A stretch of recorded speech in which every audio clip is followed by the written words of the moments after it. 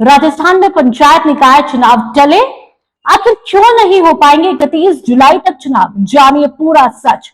High court का आदेश, चुनाव आयोग का जवाब और अब राजस्थान की राजनीति में बड़ा मोड़। जिस चुनाव का इंतजार लाखों लोग कर रहे थे वह अब 31 जुलाई तक नहीं होने वाला। आखिर ऐसी कौन सी मजबूरी आ गई कि कोर्ट के साफ निर्देश के बावजूद पंचायत और नगर निकाय चुनाव टालने की नौबत आ चुकी है? क्या इसके पीछे सिर्फ ओबीसी आरक्षण की प्रक्रिया है या फिर चुनावी तैयारियों में बड़ी कोई चुनौती सामने आई है? अगर आप भी राजस्थान की राजनीति और पंचायत चुनाव से जुड़ी हर अपडेट जानना चाहते हैं तो इस वीडियो को आखिर तक जरूर देखिए, क्योंकि अगले कुछ मिनटों में हम आपको पूरी टाइमलाइन, पूरा गणित और इस देरी की असल वजह विस्तार से बताने वाले हैं। जी हाँ, तो चलिए शुरू करते हैं। राजस्थान में पंचायत और नगरीय निकाय चुनाव को लेकर के पिछले कई महीनों से लगातार चर्चाएं चल रही थी। लोगों को उम्मीद थी कि हाईकोर्ट के आदेश के बाद चुनावी प्रक्रिया तेजी से आगे बढ़ेगी और 31 जुलाई तक चुनाव संपन्न होंगे। लेकिन अब जो जानकारी सामने आई है उसने पूरी तस्वीर बदल दी है। दरअसल राजस्थान हाईकोर्ट ने 22 मई 2026 को राज्य के निर्वाचन आयोग को निर्देश दिया था कि पंचायत और नगर निकाय चुनाव 31 जुलाई तक पूरे कराए जाए। अदालत का उद्देश्य था कि स्थानीय निकायों में चुने हुए जनप्रतिनिधियों की जल्द से जल्द वापसी हो और लोकतांत्रिक व्यवस्था सामान्य रूप से काम करे। लेकिन अब सबसे बड़ी बाधा बनकर के सामने आया है ओबीसी आरक्षण का मुद्दा।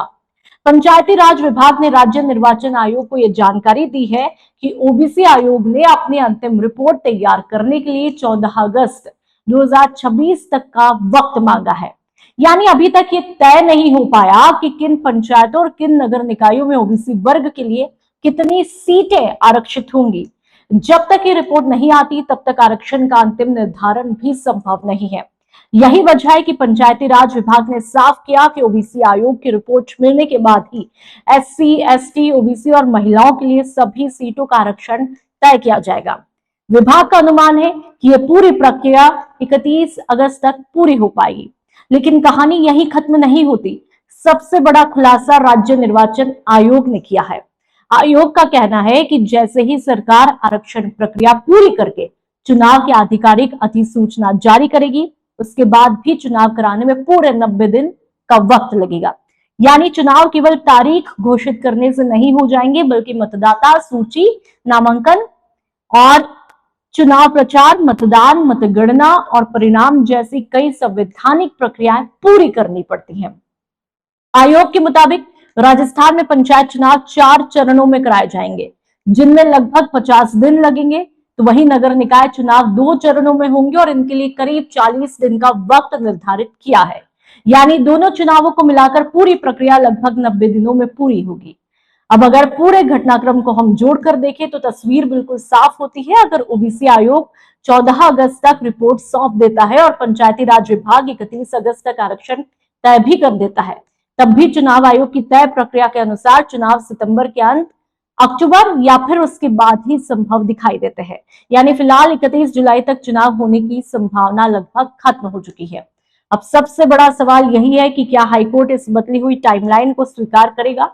क्या सरकार चुनाव प्रक्रिया को और तेज करने की कोशिश करेगी या फिर इस पूरे मामले में एक बार फिर कानूनी और राजनीतिक बहस देखने को मिलेगी?